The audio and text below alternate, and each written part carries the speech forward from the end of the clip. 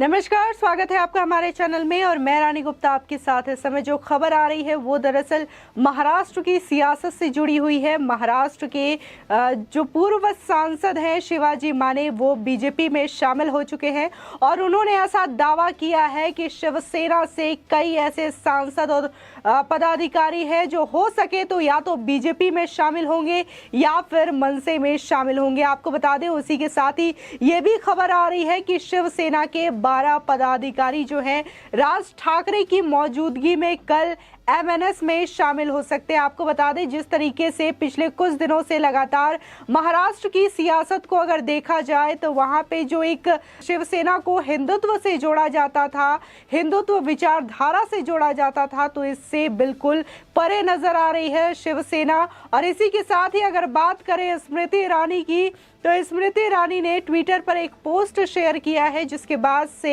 एक बार फिर से राहुल गांधी और स्मृति ईरानी को लेकर के चर्चाएं शुरू हो गई हैं। आपको बता दें कि स्मृति ईरानी जो है दरअसल 3 मई को वायनाड जाने वाली हैं। बीजेपी का कार्यक्रम है वहां पे, जिसके बाद जो लोग हैं उन्होंने ये कहना शुरू कर दिया है कि अमेठी से राहुल गांधी को वायनाड भेजने के बाद अब स्मृति ईरानी जो है वायनाड जा रही हैं। क्या ये चुनाव लड़ने की तैयारी है आने वाले लोकसभा इलेक्शन में? इस तरीके के कई सारे कयास लगाए जा रहे हैं लोगों के द्वारा, जो यूजर्स हैं उसके द्वारा। आपको बता दें, हिंगोली से शिवसेना के पूर्व सांसद शिवाजी माने बीजेपी में शामिल हो गए हैं और साथ ही उन्होंने ये दावा किया है कि आने वाले कुछ दिनों में कई लोग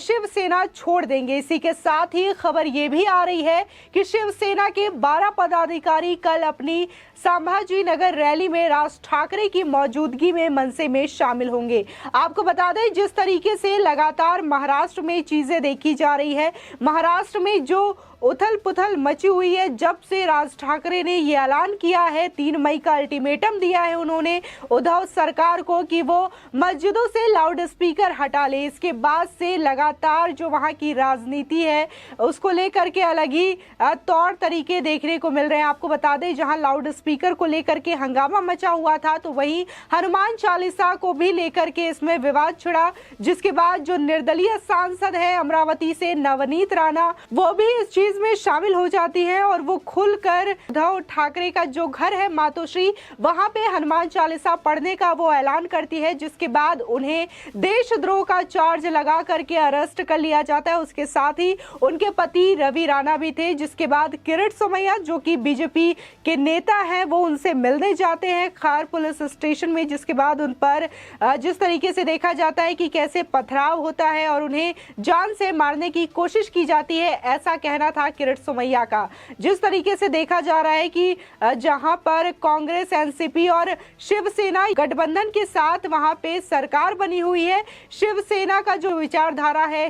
हिंदुओं को लेकर के है, हिंदुओं की भलाई को लेकर के है, लेकिन जब से ये विवाद छिड़ा है तो ये भी सवाल उठता हुआ नजर आता है कि क्या अब महाराष्ट्र में हनुमान चालीसा भी लोग नहीं पढ़ पाएंगे? क्योंकि जिस तरीके का व्यवहार नवनीत राणा के साथ किया गया, तो उससे तो ये सवाल उठना लाजमी है कि हनुमान चालीसा पढ़ने पर भी वहां देशद्रोह का केस हो जाता है। भले ही पार्टियां जो है गठबंधन में है, लेकिन जो चेहरा है वो शिवसेना से है उद्धव ठाकरे, और उद्धव ठाकरे को लेकर के हमेशा ये सवाल उठाए जा रहे हैं कि जो एक विचारधारा होती थी बाला साहब ठाकरे की, वो जो है उद्धव ठाकरे नहीं चला पा रहे हैं, उनकी विचारधारा से नहीं चल पा रहे हैं। और अब देखा जा रहा है कि आने वाले बीएमसी इलेक्शन में अब जो नया चेहरा हो सकते हैं, जिस तरीके से हिंदुत्व का और अगर मराठियों के वोट बैंक कलेक्शन की बात करें तो वो राज ठाकरे हो सकते हैं, ऐसा लोगों का माना जा रहा है। क्योंकि अगर हम एनसीपी के विचारधारा को देखें, कांग्रेस की विचारधारा को देखें,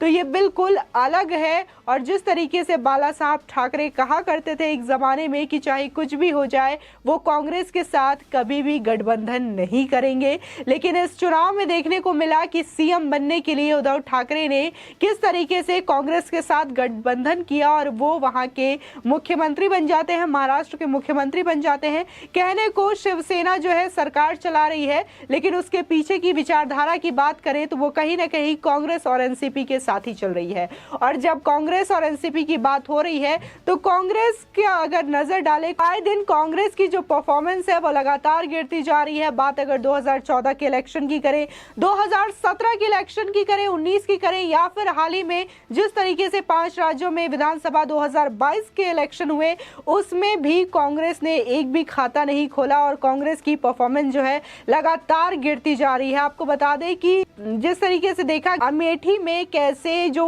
गढ़ माना जाता था कांग्रेस का, वहां से स्मृति ईरानी ने राहुल गांधी को कड़ी टक्कर दी और वहां से वो सीट जीत जाती हैं। आपको बता दें पहले यूपी का अमेठी और अब केरल का वायनाड। मोदी सरकार में मंत्री स्मृति ईरानी ने कांग्रेस नेता राहुल गांधी का अब यहां से भी सियासी तंबू उखाड़ने का लगता है मन बना लिया है। केरल बीजेपी के कार्यक्रम में स्मृति ईरानी 3 मई को वायनाड जाने वाली हैं। वायनाड से ही राहुल गांधी सांसद हैं। आपको बता दें साल 2019 में वो अपनी पुरानी सीट अमेठी के अलावा वायनाड से भी चुनाव लड़े थे और कहीं ना कहीं ये डर भी था राहुल गांधी को कि हो सके वो अमेठी से इस बार हार जाएं, जिसके बाद उन्होंने वायनाड से भी पर्चा भरा था और 2 सीटों से उन्होंने चुनाव लड़ा था। अमेठी में स्मृति ईरानी ने राहुल गांधी को तो हरा दिया। अब स्मृति के निशाने पर वायनाड आ गया है। सबकी नजर इस पर है कि 3 मई को स्मृति किस तरह वायनाड में राहुल गांधी के खिलाफ मोर्चा खोलती हैं। वहीं अमेठी की बात करें तो साल 2014 में सबसे पहले स्मृति ईरानी ने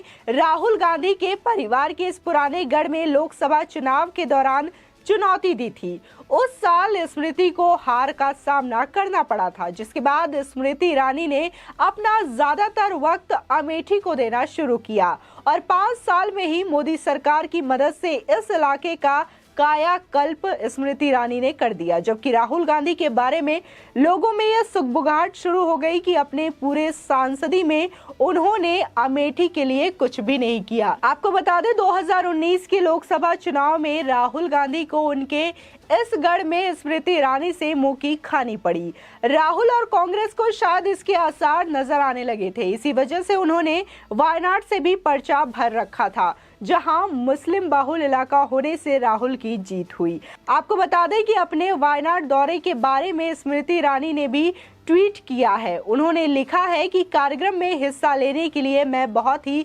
उत्सुक हूं। इसके बाद सोशल मीडिया में भी यूजर्स ने राहुल गांधी को लेकर के ट्रोल करना शुरू कर दिया और ये कहना शुरू कर दिया कि जैसे स्मृति ईरानी अमेठी में ही जाती है, अमेठी जिस तरीके से कांग्रेसियों का गढ़ माना जाता रहा, वहां से उन्होंने राहुल गांधी को करारी शिकस्त दी। अब जिस तरीके से ये चीजें आ रही हैं कि स्मृति ईरानी जो है वायनाड का दौरा कर रही हैं 3 मई को, इसके बाद लोगों ने ये कयास लगाना शुरू कर दिया कि क्या अब अमेठी के बाद स्मृति ईरानी जो है राहुल गांधी को टक्कर देने के लिए वायनाड पहुंच रही हैं। आपको बता दें कि इस समय हालांकि राहुल गांधी का कोई पता नहीं चल रहा है कि वो कहां पर है, लेकिन जो भी चीजें हो रही हैं उस पे वो लगातार ट्वीट करते हुए नजर आते हैं। वहीं जिस तरीके से कांग्रेस की परफॉर्मेंस की बात की जा रही है, लगातार जिस तरीके से उसका स्तर गिरता जा रहा है, जहां एक समय में कांग्रेस जो है नेशनल पार्टी हुआ करती थी और तमाम जो चीजें इसके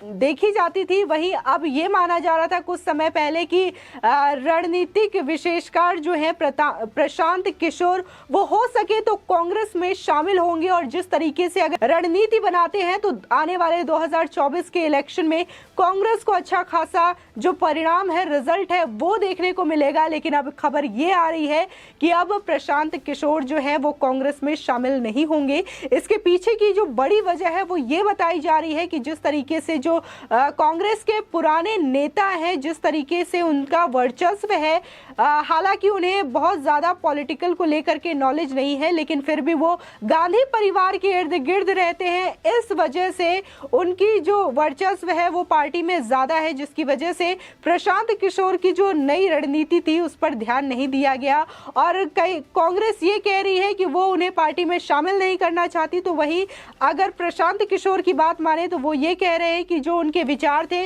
वो कांग्रेस पार्टी अपनाना नहीं चाहती, वो किसी नए विचारधारा के साथ अपनी पार्टी को लीड नहीं करना चाहती। पिछले हम कुछ समय से देखते आ रहे हैं कि जो भी कांग्रेस का अध्यक्ष होता है या फिर उपाध्यक्ष होता है वो गांधी परिवार से ही होता है, फिर चाहे वो सोनिया गांधी उपाध्यक्ष अध्यक्ष बने या फिर राहुल गांधी अध्यक्ष उपाध्यक्ष बने। इनके अलावा पार्टी में कोई भी बाहर का नेता नहीं होता, यानी कि यह कहना गलत नहीं होगा कि गैर गांधी परिवार का कोई भी सदस्य कांग्रेस पार्टी को लीड करता हुआ नजर नहीं आता। वहीं अगर तमाम नेताओं की बात करें तो तमाम नेता ऐसे हैं, उनके पास ज्यादा अनुभव तो है लेकिन उन्हें पार्टी में सामने नहीं रखा जाता, फ्रंट पे नहीं रखा जाता। अगर पार्टी को लीड करने की बात आती है तो या तो सोनिया गांधी लीड करती हुई दिखाई देती है या फिर प्रियंका गांधी या फिर राहुल गांधी। इनके अलावा कोई भी गैर कांग्रेसी या फिर गैर गांधी परिवार का कोई नजर नहीं आता, जिसकी वजह से ये भी कारण माना जा रहा है कि कोई बदलाव नहीं कर रहा कांग्रेस पार्टी अपने पार्टी में, जिसकी वजह से लगातार जो परफॉर्मेंस है वो गिरती जा रही है। और अब 2024 की जिस तरीके से रणनीति बनाने की कोशिश की जा रही है उससे देखना होगा कि क्या 2024 में कांग्रेस की जो वर्चस्व है, पुराने पार्टी का वर्चस्व रहा है कांग्रेस का, वो एक बार फिर से वापस आ सकता है या नहीं। पिछले कई इलेक्शंस में देखने को मिल रहा है कि कैसे कांग्रेस लगातार हार रही है। बात अगर लोकसभा चुनाव की करें, विधानसभा चुनाव की करें या फिर नगर निगम का जो चुनाव हो रहा है उसमें भी कांग्रेस जो है लगातार हारती हुई दिखाई दे रही है। ये कहना गलत नहीं होगा कि क्षेत्रीय से लेकर के राष्ट्रीय स्तर तक कांग्रेस अपनी पहचान खोती जा रही है। आपकी इस खबर पर क्या राय है हमारे कमेंट सेक्शन में जरूर बताएं। आगे की और भी अपडेट के लिए चैनल को सब्सक्राइब करना ना भूलें।